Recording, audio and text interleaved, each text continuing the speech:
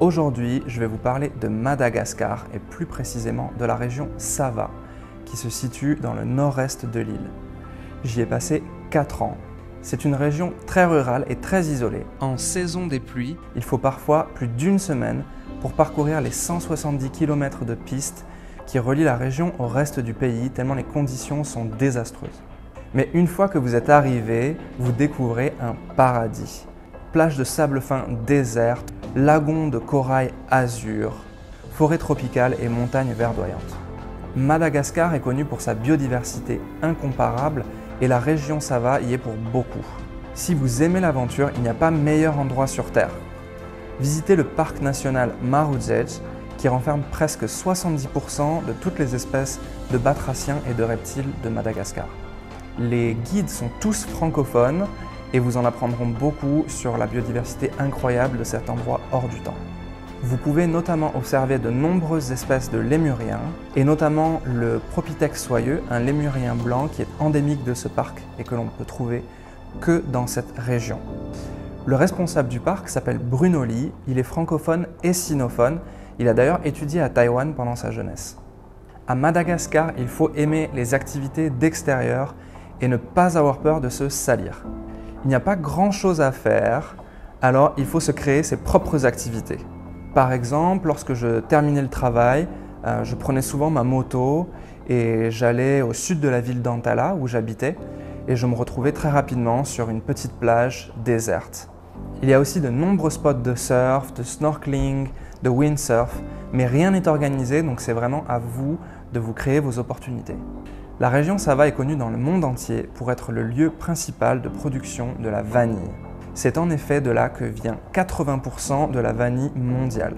Il n'est pas rare de sentir les effluves de vanille en se promenant tout simplement dans la rue. Dans la Sava, la vanille est absolument partout, sauf peut-être dans les assiettes. En effet, elle est perçue plutôt comme une ressource et non pas comme une nourriture. Elle est donc principalement exportée, mais très peu consommée localement. Madagascar demeure encore aujourd'hui un pays très pauvre et la gastronomie se doit d'être simple et nourrissante. Les Malgaches sont les plus gros mangeurs de riz de la planète et le riz est consommé à tous les repas. Il est parfois agrémenté de feuilles en soupe qui s'appelle le rumazav et éventuellement de poissons ou de viande. Grâce aux populations d'origine chinoise, vous pourrez aussi déguster de nombreuses spécialités cantonaises comme le riz frit, les nouilles frites, pao, le tsassiu et beaucoup d'autres spécialités. Si vous êtes amateur de fruits, la Sava est un paradis des fruits tropicaux. Vous trouverez plus ou moins les mêmes fruits qu'à Taïwan, avec des saveurs différentes et un peu plus sauvages.